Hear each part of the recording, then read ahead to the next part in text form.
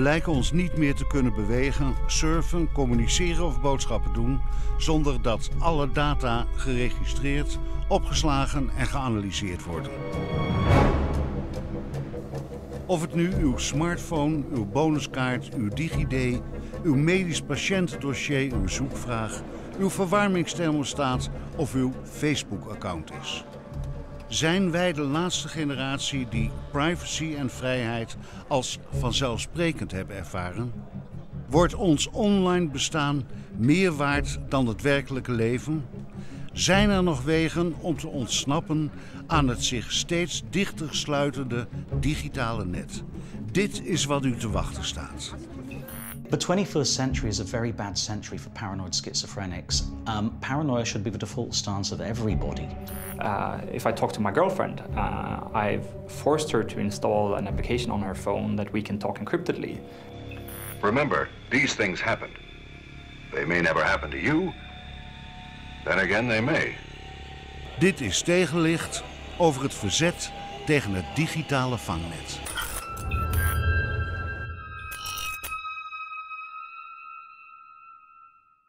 A child born today will grow up with no conception of privacy at all. They'll never know what it means to have a private moment to themselves, an unrecorded, unanalyzed thought. And that's a problem, because privacy matters. Privacy is what allows us to determine who we are and who we want to be. Wie zijn we en wie zullen we worden in de nieuwe digitale werkelijkheid? Een werkelijkheid waarin we onze data, al dan niet vrijwillig, niet alleen aan Silicon Valley, maar ook aan de inlichtingendiensten afstaan. We surften voor u langs activisten, voorspellers en zelfs een science fiction schrijver. Mensen die zich ieder op hun eigen wijze verzetten tegen het zich steeds dichter sluitende net. Een net dat door klokkenluider Edward Snowden voor iedereen zichtbaar is geworden.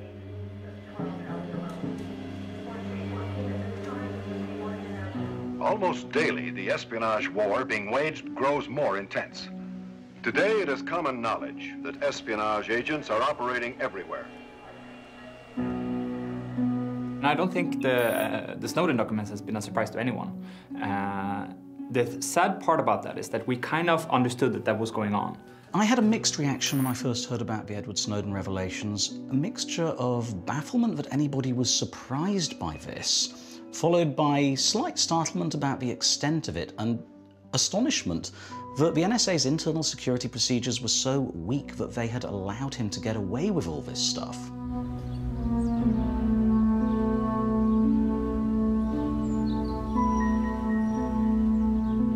Learn how to recognize the approach of an enemy agent, and if ever approached, what to do.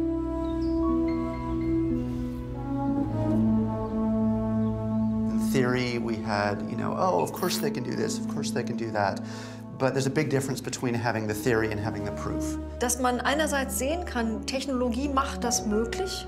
Andererseits, dass es aber auch komplett grenzenlos ausgenutzt wird, nur weil es möglich ist, ohne dass irgendjemand sagt, aber hallo, das überschreitet Grenzen der Grundrechte, wirklich fundamentaler Menschenrechte, die werden damit ausgehebelt. Und diese ganzen Sicherheitsnetze, die waren alle gerissen. Nichts davon hat uns noch geschützt. Wir waren praktisch nackig.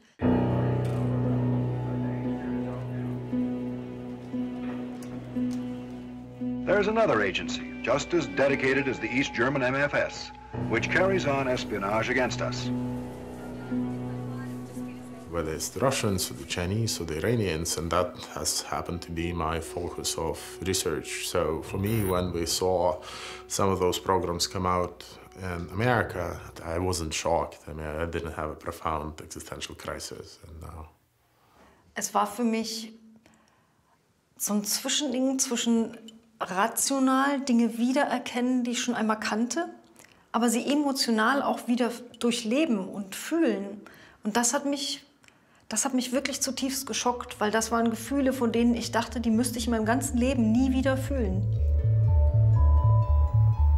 Om een idee te krijgen van wat er gebeurt als de nieuwe digitale grootmachten achter je aankomen, rijden we over de brug van Denemarken naar Zweden. Op zoek naar Peter Sunde, een van de oprichters van The Pirate Bay.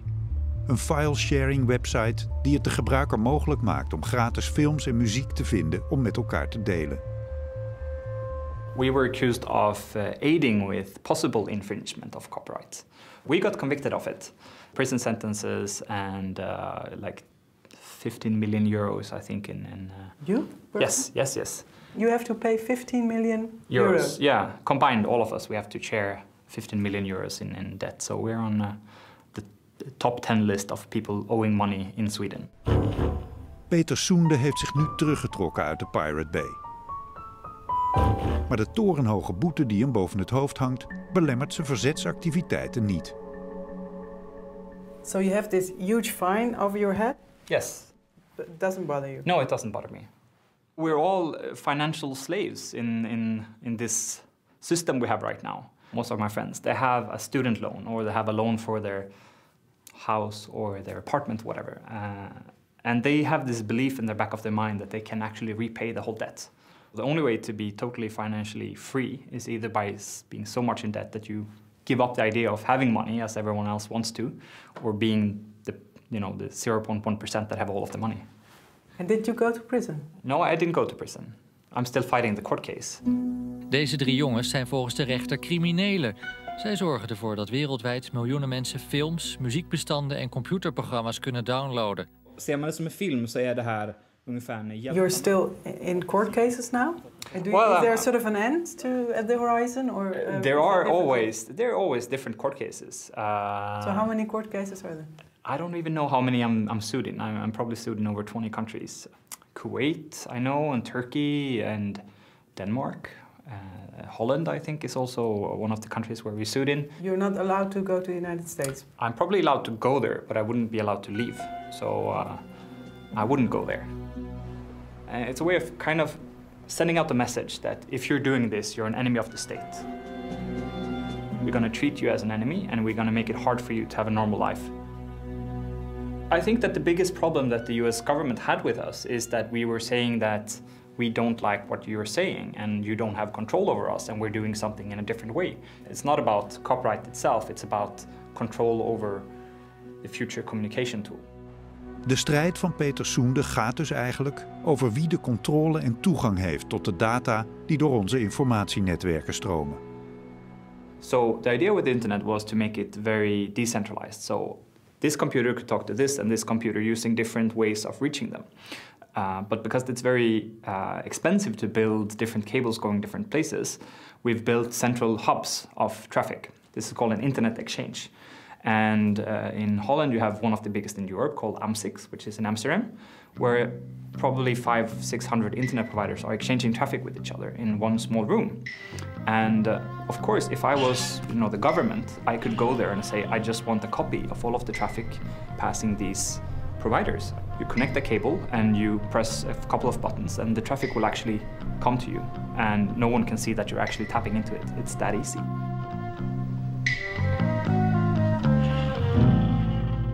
Zo langzamerhand lijken we in onze eigen science fiction terecht te zijn gekomen. We zijn daarom gaan praten met Charlie Stross, een science fiction schrijver die verontrust meldde dat zijn romans ingehaald worden door de werkelijkheid. Stuff that your smartphone can tell the intelligence services if they want to get that data include where you are, where you've been, where you're going. They can remotely switch on the microphone and turn it into a bugging device. They can remotely switch on the cameras and use it as a video device if you're pointing your phone at anything of interest. The spread of networking technologies throughout the general public has given the intelligence agencies an opportunity to massively extend their remit without anybody really noticing. Charlie Stross begon zijn werkzame leven als apotheker en programmeur. Maar na een mislukte dotcom-startup was hij heel opgelucht om science fiction schrijver te mogen worden. The first novel, Halting State, was about massively multiplayer online worlds, such MMOs, such as World of Warcraft, and the co-option of those worlds for security, industrial state, and spying. And lo, in the Snowden revelations, the NSA has so many agents running around World of Warcraft and Second Life that they had to set up an internal committee to ensure they weren't spying on each other. They thought the jihadis would be using these games as meeting points to exchange information. Science fiction can't always keep up with reality in this century. To protect the future of America, the defense techniques of tomorrow had to be discovered now. They were discovered in electronics. New concepts, new tools, new weapons. I am still boggling somewhat at the ease with which he was able to obtain the huge amount of files that he has subsequently begun leaking. Not merely at their content, which to some extent was predictable if you visualize these organizations as large bureaucracies seeking to justify their own existence. The slides should be viewed as internal sales pitches. They are attempts to get the attention of other people within the organization to provide backing for a given entrepreneurial project run by middle managers. They look eerily like any other corporate PowerPoint sales pitch within a large multinational, only with the addition of lots of eagles and stars and stripes flags. Every instrument in this room is constantly monitoring, testing, pulse-taking, controlling. To it come continuous streams of data, which it continuously absorbs and stores.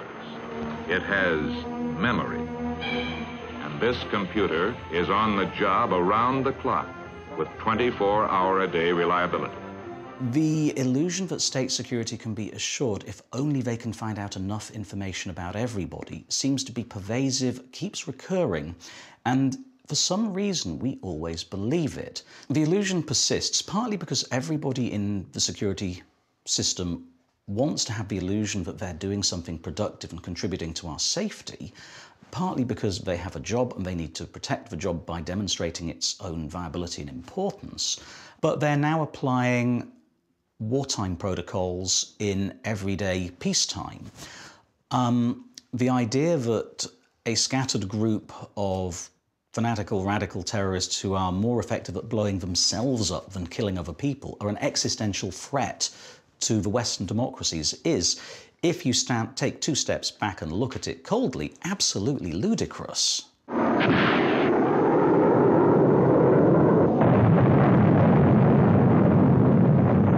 And as long as we're on guard, the future of America is secure. Om de bouwers van netwerksystemen beter te begrijpen, spreken we met Eleanor Saita. Ze heeft jaren als IT-beveiligingsconsultant gewerkt voor bedrijven in de financiële sector. Nu heeft ze besloten om zich als ethisch hacker in te zetten voor het ontwikkelen van software om vrijheid van meningsuiting en online privacy te bevorderen.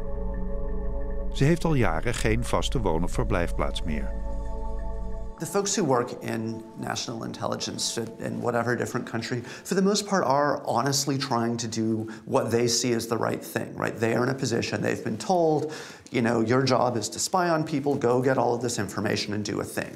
But it used to be that the economics was really what kept them in check. Spying was expensive, you know. You can only spy on some of the people some of the time, and that's what makes it such that you don't end up with these kind of dystopian horrors. But now we're dealing with a situation where spying got cheap. The number that I like to quote is 13 cents a user a day. If you take the budget of the US Directorate of National Intelligence, the number of internet users, that's how much they spend to surveil every user every day, is 13 cents per user per day. If they can get access to all of everyone's contacts and every communication and stuff at that price, of course they're going to do it. They would be crazy not to, almost regardless of whether or not it's going to result in output, because they've been told to gather all of this information and come up with the best picture of the world that they can. And once you're in the mindset of more information equals a better picture, which is also not actually true, but that's the mindset that they've been operating from within, then of course you're going to try to gather everything.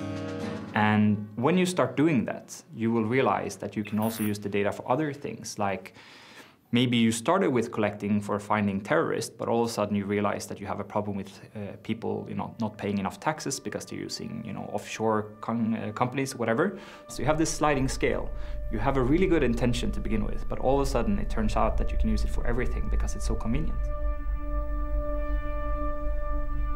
Om te begrijpen hoe het is om te leven in een totalitaire staat, ontmoeten we in Berlijn Anke Domscheit-Berg.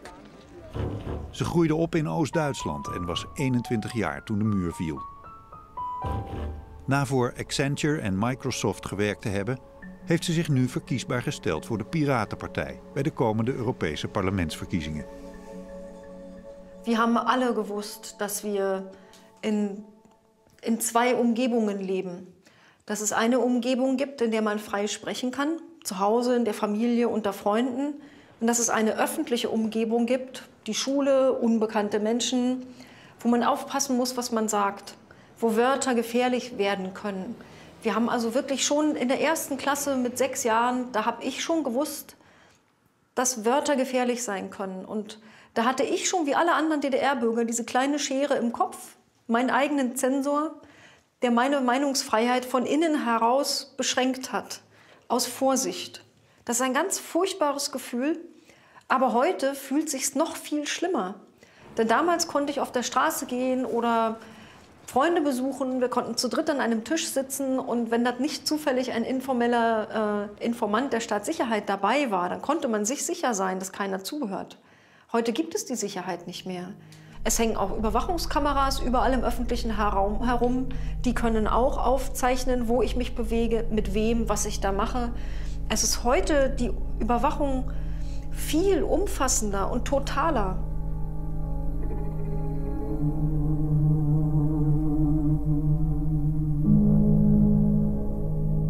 But would you describe yourself as paranoid? The 21st century is a very bad century for paranoid schizophrenics. Paranoia should be the default stance of everybody. We are always expecting us to be digitally monitored. That's like the default now. If you don't know how to circumvent being monitored, you are monitored. I was already taking a lot of steps to avoid the broad dragnet stuff to the extent that you can do that, so I don't worry about it. You mean because you secure yourself so good, or because... No, because there's just not that much we can do.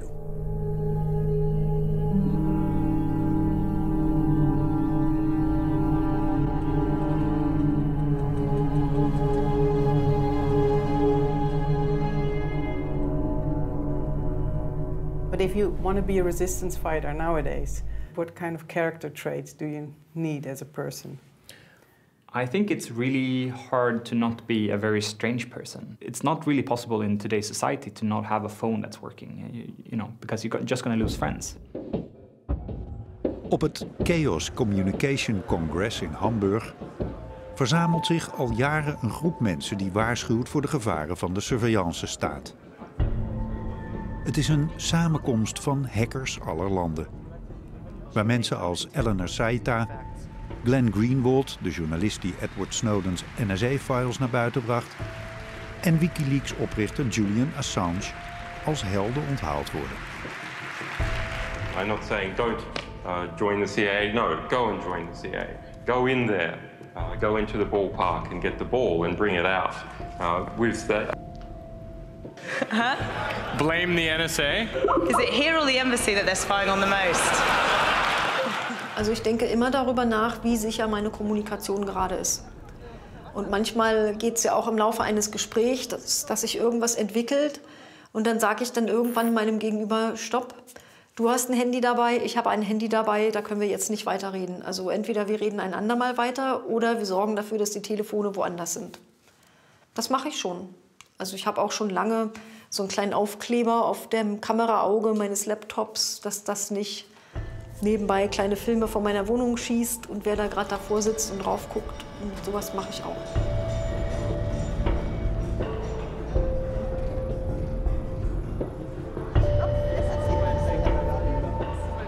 If I talk to my girlfriend, I've forced her to install an application on her phone that we can talk encryptedly. And she thinks it's inconvenient and sends me things on text messages. And I get annoyed by that. Please don't send me I love you. You know, that's totally fine, but I feel very annoyed sometimes that I can't be alone, that I can't be by myself, that I can't have private thoughts and private ideas and private discussions. Also ich verschlüssele Kommunikation im Internet, auch welche, wo ich nur sage, oh, ich komme eine halbe Stunde später zum Mittagessen, das wird dann auch verschlüsselt, weil ich glaube, man muss auch einen Heuhaufen produzieren, der sehr groß ist. Man muss wenigstens das Leben sehr schwer machen für diese Geheimdienste, um die Nadeln, die geschützt werden müssen, noch besser zu schützen. They can, if they really care, attempt to compromise your laptop or my laptop. It's not that they couldn't do it. It's that do they want to spend the money, right? If it goes up to $10,000 a user a day, then they simply can't afford to spend that kind of money for everyone, which is great, you know, because then they're going to say, well, who do we really care about? Well, we're going to go after the guys who we're actually supposed to be going after, which is the whole point.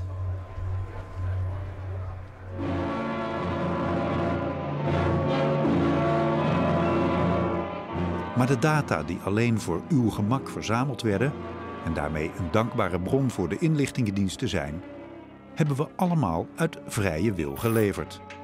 Aan de Facebooken, Googles en Twitters van deze wereld.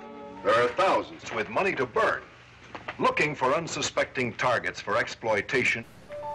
There may be someone right now taking your measure, probing for a vulnerable area, whether it be loneliness, indebtedness, desire for sex, easy money, or the sporting life.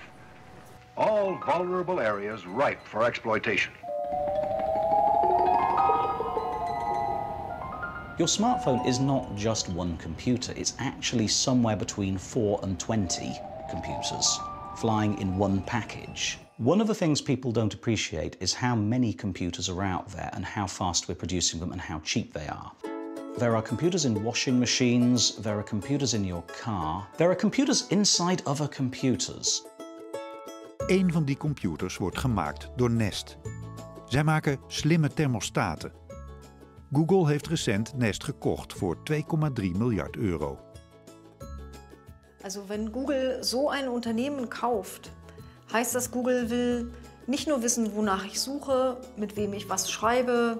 A company like Google really wants to be everywhere. They want to capture every single data stream that they generate. Welche Fotos ich mache, ne? Picasa ist ja auch Google, welche Filmchen ich angucke und mache und schön oder doof finde, wie bei YouTube, gehört auch zu Google. They're capturing what's happening in your car. They're capturing what's happening in your bedroom with the thermostat and the smoke detector. They're capturing what's happening in your pockets through your phone. Jetzt wollt ihr auch noch wissen, wann ich meine Waschmaschine anhabe und wie oft? Wie viel mein Herd verbraucht und wann der an ist? Die können auf diese Weise sehen, wann ist jemand im Haus und wann nicht.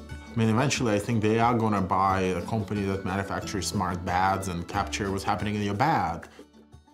And I think ultimately they would want to know what you're dreaming about. Und wenn ich das mit all den anderen Informationen zusammenschalte, kann ich wirklich komplettest mögliche Profile über einen Menschen erstellen und seine sozialen Geflechte.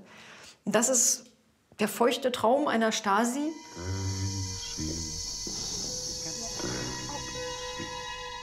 Facebook, Google, Amazon, Apple, all of these companies, they want to collect data for a financial benefit, and that is one discussion that you should have, like, why are we paying with our privacy and integrity to these companies and still thinking it's free? And that we also, on top of that, we centralized all of our communication to be on maybe 10 different platforms and owned by 10 different companies, basically all of them from the United States. Van die 10 bedrijven is er recent alweer 1 afgevallen. Facebook kocht berichtenservice WhatsApp voor bijna 14 miljard euro.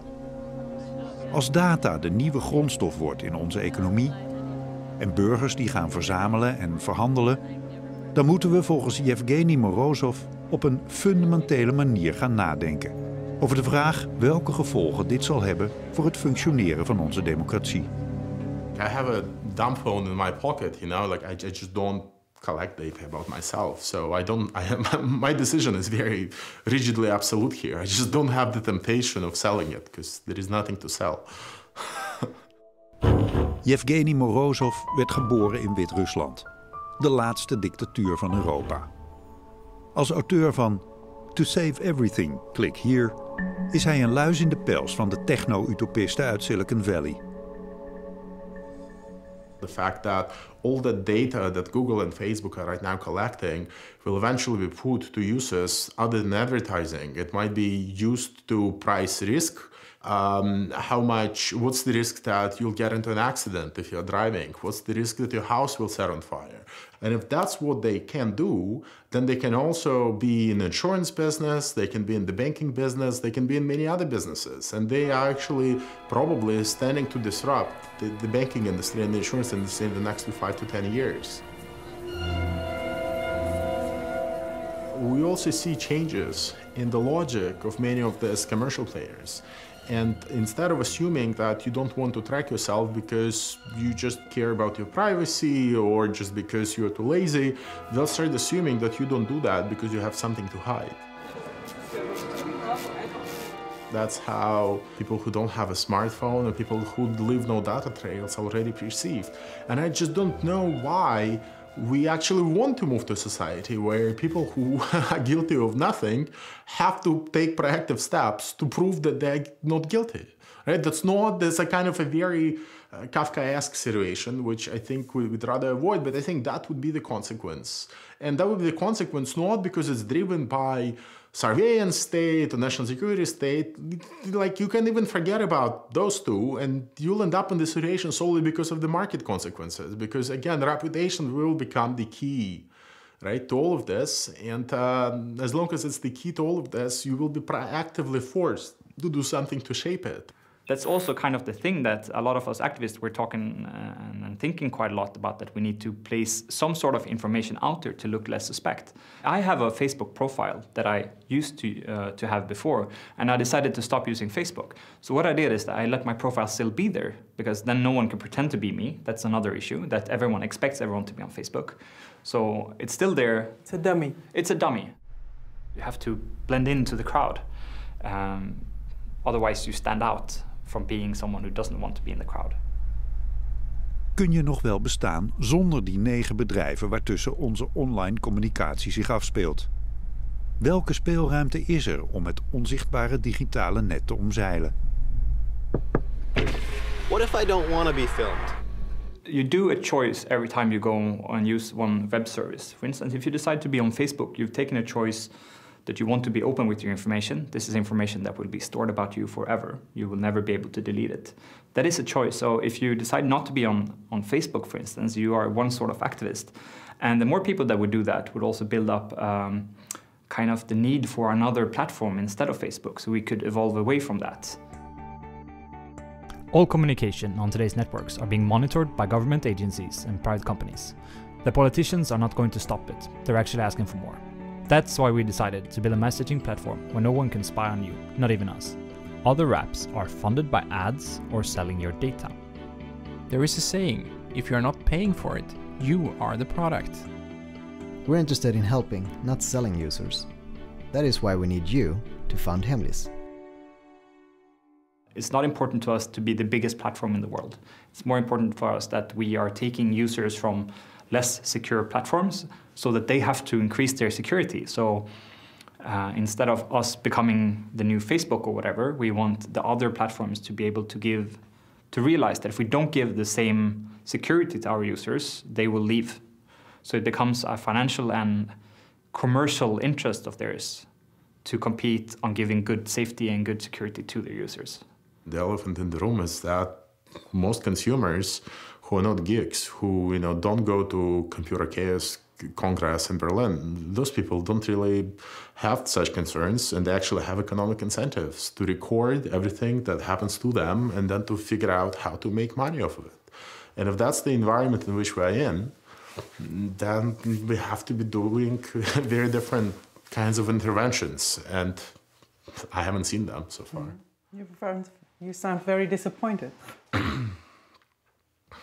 Well, I mean, I am. I mean, like, again, in part because I think the debate so far has been extremely boring. Like, for me, surveillance is one of the many problems, and it might not even be the most important problem that stems from the circulation of data. And for me, the greatest problem comes from proliferation of data. To me, that's the danger, that armed with more and more data, our bureaucratic institutions would be able to do things which are good for us as consumers, but not necessarily good for us as citizens. So instead of going after the causes and root causes of issues, they just go about the symptoms. Waarom is het verzamelen van data een gevaar voor ons als burgers? Morozov vindt dat het gevaar bestaat dat wanneer wij ons alleen op de data concentreren, de werkelijke oorzaken van het probleem niet onderkend worden. look at, for example, the use of data that might be coming out of, say, a country like Yemen. So you can go and monitor what every single kid in Yemen is doing on Facebook. You can go and monitor what they're doing with their cell phones and rank kids in Yemen based on how likely they are to blow up an airplane. Then you have top 10 kids in Yemen, and you just say, well, fine, we're not going to let those people board the plane to America, right? Problem of terrorism solved. To me, a somewhat more ambitious and I think more democratic and more politically conscious way to go about that problem would actually to stop for a little bit and put the data aside and ask a very simple question as to why those kids actually want to blow up American airplanes. And if you do that, you might actually discover that the reason why they do that might have something to do with the use of drone warfare against their fathers. Counterterrorism is probably best practiced by policing, intelligence-led policing, wherein it is treated as a civil issue. But unfortunately, the gradual militarization of all our policing processes in the Western world and the availability of these tools to the state means that the state's response has been that of a carpenter whose only tool is a hammer. Every problem then looks like a nail. So if you want to fight a problem like obesity, smartphones, for example, right? It allows you to both things, two things. It allows you to record data, so you actually know what people are eating, you know how much people are exercising, so you can actually capture everything about their activity, right? And then figure out where on that curve they are, how unhealthy they are, how unproductive they are. And then the fact that you have the screen and you have the ability to intervene allows you then to generate the perfect nudge and to get them to do what the policymaker wants them to do. We're actually entering a new mode of politics where we are no longer talking about what matters. We're not talking about why things happen, right? That the reason why we're obese is because we are stupid, or we don't exercise enough, or we just basically don't have the strong will. It's not because there is no income for us to buy healthy food, or we don't have a car to drive to the farmer's market, or it's because there is no infrastructure where we can exercise, or it's because perhaps food companies have so much power in Washington that they can advertise to kids in any way they like, or they don't want food labeling. I mean, there are all sorts of bigger structural issues that are not at all reflective of who we are and what we do and of our failings that are also responsible for a problem like obesity. Right? But in order to grasp all of those potentialities and to prevent them from happening, and then to also figure out why we shouldn't treat data as property, because the more we treat it as property, the more data people will sell to Google, right? To figure that all out, you need a much more complex picture of economics and structural changes in the economy, what's happening in terms of finance, financialization, all of those things, which are currently not on the table at most of the gatherings of computer people. Again, if you look at the gatherings at the Chaos Computer Club, I mean, those are very good people. All of them have very noble goals. But just for the sole reason they are mostly technologists, they would rather talk about cryptography rather than financialization. Toch werd er op het Chaos Communication Congress nadrukkelijk een appel gedaan op de verantwoordelijkheid van alle aanwezige bouwers van computersystemen. Om na te denken over de vraag hoe deze van binnenuit te veranderen zijn. De verzamelde hackers en IT'ers lijken toch de meest aangewezen personen om hervormingen op gang te brengen. If you write a line of code, that line of code is either supporting the existing systems in the existing context or undermining it or changing it in some other way, right? There are no neutral actions. It's not necessarily good, it's not necessarily bad, but it's not neutral either. You can't just build systems without thinking about how they change the world anymore. There is a worrying lack of ethical grounding in a lot of the tech sector. The people who build IT tend, where they have a political ideology, to be naive libertarians who believe that this stuff will empower everybody who uses it, not realizing that very often it will be used as a tool of oppression. The people that are creating the new infrastructure, they're all coming from this well-off class that don't care about issues. They only want new technology that's cool, and they don't really care what it's used for because they don't see problems. They don't understand the concept of being in a position where you're not as lucky as they are. So we need to figure out how geeks can start talking about politics and economics, because I don't really expect people who are concerned with the economy or politics to go and learn cryptography. So you expect something from geeks, but you don't see it happening. Why is it not? Well, maybe I'm blind, but no, do you? No, I don't see that happening. I mean, I'm trying to make that happen. I mean, you can't blame me. I mean, I write an essay every week, but yes, I don't see that happening. Why do you think it's not happening? Well, because this is hard stuff. You need to sit at home and read Weber and Habermas. I mean, it's not playing World of Warcraft. I mean, what? It's not like you're going to wake up tomorrow and suddenly understand how the modern system of bureaucracy has come into existence in the last 2 centuries. I mean, it's not the kind of thing you can read up on Wikipedia in 2 hours. So I'm not blaming them for not immediately grasping everything that they ought to grasp about how the modern state functions. I mean, that would be naive to expect them to do that. But I do think that there needs to be a reorientation of this debate. I mean, look, in 5 years, whenever you walk down the street, you'll get a pop-up on your phone telling you, would you want to trade all your data from today for 50 euros? And most people, I'm sure, would be saying yes. First, beware of the stranger you may meet at the bar or in the street who goes out of his way to cultivate you, plies you with favors in order to win your friendship.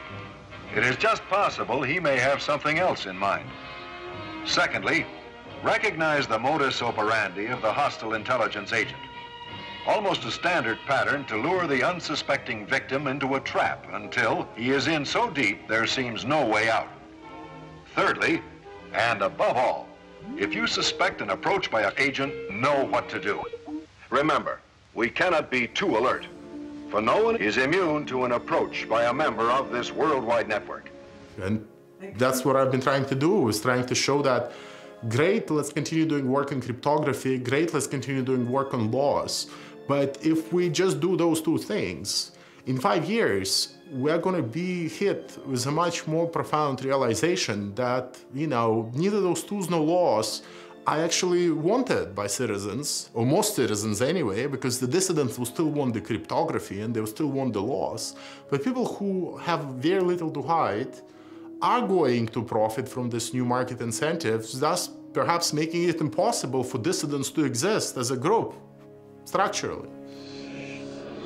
This is your last chance. After this, there is no turning back. You take the blue pill. The story ends. You wake up in your bed and believe whatever you want to believe. You take the red pill. You stay in Wonderland, and I show you how deep the rabbit hole goes. What kind of sacrifices I would have to make to be a resistance fighter in such a surveillance state? 20 years of wearing a suit, speaking in front of television cameras, and going into a career in politics. Because this is not the kind of campaign you win with a gun or a balaclava. This is one that is in for the long haul. It is going to rely on changing the regulatory frameworks by which we live our lives. And I'm afraid to say it's a political problem. So you never met a politician who you thought... I mean, look, I've met quite a few politicians, many of them in Europe, who are willing to listen and with whom I talk every now and then. The problem is that, they're not going to turn it into a major political and social movement that it ought to be, unless they can discursively liberate themselves from this bullshit empire built by Silicon Valley. And I see very few positive developments from politicians who, again, prefer just go and bash the NSA. You look at European politicians. What do they want? They want to go and bash America. Let's go bash NSA. Let's go bash Google. And let's go and empower, Deutsche Telekom. Because, well, great. What? So we empower Deutsche Telekom, and then you have the German surveillance services doing exactly the kind of surveillance that NSA is doing. So instead of having surveillance that is made in the USA, you're now having surveillance made in Germany. Of we nu in de gaten gehouden worden door de Verenigde Staten of Duitsland. Hoe kunnen we ervoor zorg dragen dat onze kinderen nog zullen weten wat een niet opgeslagen, ongeanalyseerde gedachte is? Welke politicus kan het opnemen tegen de alom aanwezige invloed van Silicon Valley? Wie gebruikt er elke dag internet? Bijna allemaal? En wat doen jullie dan op het internet? Wat doe jij? Spelletjes? YouTube, natuurlijk. En jij? Typecursus, goed zo. Alleen weten we eigenlijk wel wat het is. En hoe het werkt. En wie de baas is. We live in an increasingly surveilled age, one of the side effects of this is politicians come in for more scrutiny. Everybody has regrettable party moments at some point in their life.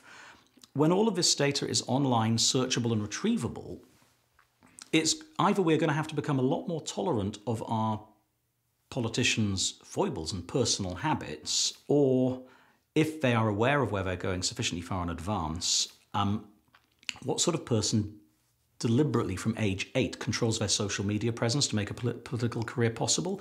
That's just inconceivably alien. Ga maar eens even kijken, wat kan je vinden als je jezelf opzoekt? Ik heb dus zwaansticker, maar als ik dat opzoek, dan krijg ik alleen maar stickers van zwanen. Hey, dat is mijn vader. Ja? Ik ga kijken wat voor geheimen hij heeft. Toch is dit de nieuwe digitale werkelijkheid waarin wij ons zullen moeten leren bewegen. Ook als we nieuwe wetten en regulering willen. Iemand die zich ondanks zijn reputatie kandidaat gesteld heeft voor de komende Europese parlementsverkiezingen is Peter Soende. So I think looking at the internet as something that people have a right to, and first of all, before we decide what kind of infringement we can do on people's privacy, we should decide what kind of rights people should have, and then we should see what we can infringe on. Is there one country where your hope of first change is focused on? I think Iceland will be the first country. Because of the small size of population and the high level of technology and the knowledge they have about technology, as well as them having unlimited access to electricity, because they are, they have that for free, and they have cooling for free for servers and so on, which is one of the big costs associated with the internet. They have all of the possibilities, and they have the movement there as well to actually do something really good and interesting. So will you have Hamlet also on Iceland as a... So it's haml.is, so it's an Icelandic domain already for a reason, except that the name, which means secret in Swedish, is really funny. It's also a decision we took that we wanted an Icelandic domain name, because that's one of the most protected domain names right now. Sure, let's do something in Iceland, but I mean, don't get me wrong. I mean, those apps need to be built for people who are doing important work in social movements and dissidents, and people who actually need secure tools to continue the kind of very dangerous work they're doing. But it's not going to be of much use to the general population until the general population figures out that they cannot continue consuming data and entertainment and paying for it with their personal information. That's the change that needs to happen intellectually. Without that change, those tools are going to be used by 1% of the population.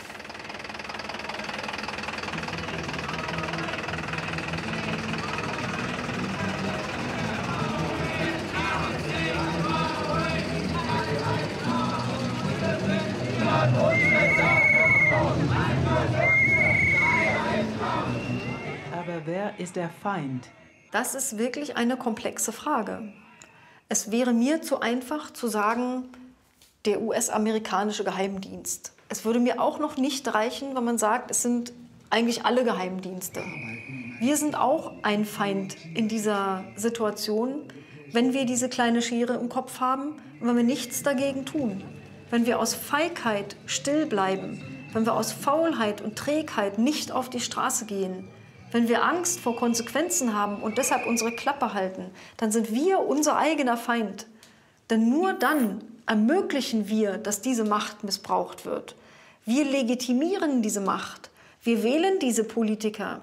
Wir wählen sie nicht ab, wir stürmen nicht ihre Gebäude, wir lassen sie machen und wir gehen weiter einkaufen und gucken Fernsehen und machen alles wie zuvor.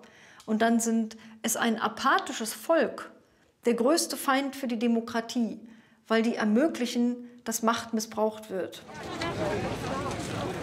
Hallo Berlin! Ich wünschte, ihr wärt 100-mal so viele. Vor 25 Jahren ist hier in Berlin die Mauer gefallen. Genau da, hinter diesem Tor auf der Mauer, habe ich am 11. November mit meiner Mutter gestanden. Und mit ungefähr 10-mal so viele Menschen, wie gerade hier stehen. Mensen lopen arm in arm, hand in hand, hier over het asfalt, klimmen over de hekken en lopen richting West-Berlijn. Ik was nu maar volgend. Ik wil alleen maar kijken. Alleen maar kijken, niet naar de overkant. We staan dus volop mensen op de muur. Hier vandaan is niet goed te zien hoeveel. Het zijn heel erg veel. Er gaat weer meer politie daar rechts. Wim, daar rechts gaat weer meer politie erop af. Op zijn minst 300 politiemensen zijn nu daar in die omgeving. Gewapend, heb ik gehoord. Maar mensen hier, jonge mensen hier, die zeggen ze kunnen toch niet schieten, want ja, ze worden bekeken. Daar komt het ongeveer op neer. Nou, we zijn nu vlakbij de Brandenburger Tor. Niet te ver, niet te dichtbij. En nu is het vol met mensen die juichen, in hun handen klappen, schreeuwen. Vielen Glück! Wir müssen uns erinnern, wie wir damals die Macht hatten, als Masse, das Volk. Es hieß ja immer damals der Slogan, wir sind das Volk. Das war ein sehr kraftvoller Slogan, wo wir alle gespürt haben, wie viele wir sind und wie viel Macht wir dadurch haben, dass wir als ganz viele durch die Straße laufen. Und dieses Gefühl, die Erinnerung, muss man den Menschen wiedergeben. Alice Walker hat mal gesagt, dass der Hauptgrund, warum Menschen keine Macht haben, der ist, dass sie glauben, keine Macht zu haben. Und das erleben wir heute wieder. Es gehen so wenig Menschen auf die Straße, um zu protestieren, weil sie glauben, es sei egal.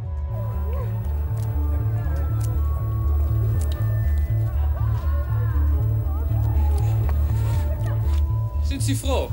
Bent u blij? Kan je niet staan, dat dan? Dat kan ik niet zeggen. Maar Sie sind froh, ik kan dat zien. U bent toch blij? Ik kan het toch zien? Hij is blij.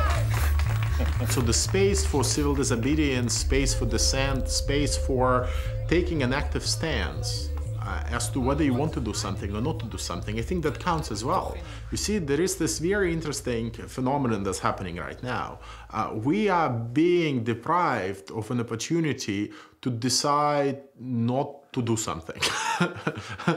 I mean, I think that will result in us not having that space in which our subjectivity can actually emerge, right, and get formed in an environment where we still have space, if you will, to make decisions that are of our own will and are driven still by some political and ethical and moral idea of what's good and what's not good. The fact that we will all be getting very complacent, boring, and extremely safe individuals, I think that's the danger. Word nu lid van het Bureau voor Digitale Sabotage. Kom dan aanstaande woensdag 5 maart om 8 uur naar Pakhuis de Zwijger in Amsterdam. En wilde u het toch proberen om zo anoniem mogelijk het net op te gaan? Surf dan naar tegenlicht.vpro.nl voor de handzame handleiding. So you can make Obama do anything you like? Yeah, I mean, every day we bring the truth in our animations. Mensen in Azië veel makkelijker het artificiële ook omarmen. En ook een bepaalde authenticiteit kunnen waarderen in het artificiële. Ik hoop dat we veel intelligenter worden in het besef dat er hele verschillende vormen van nep zijn. Ja, die ons ook hele nieuwe ervaringen kan bieden. Als nep het nieuwe echt wordt en de waarheid kneedbaar. In Tegenlicht, hoe echt is echt? Privacy matters.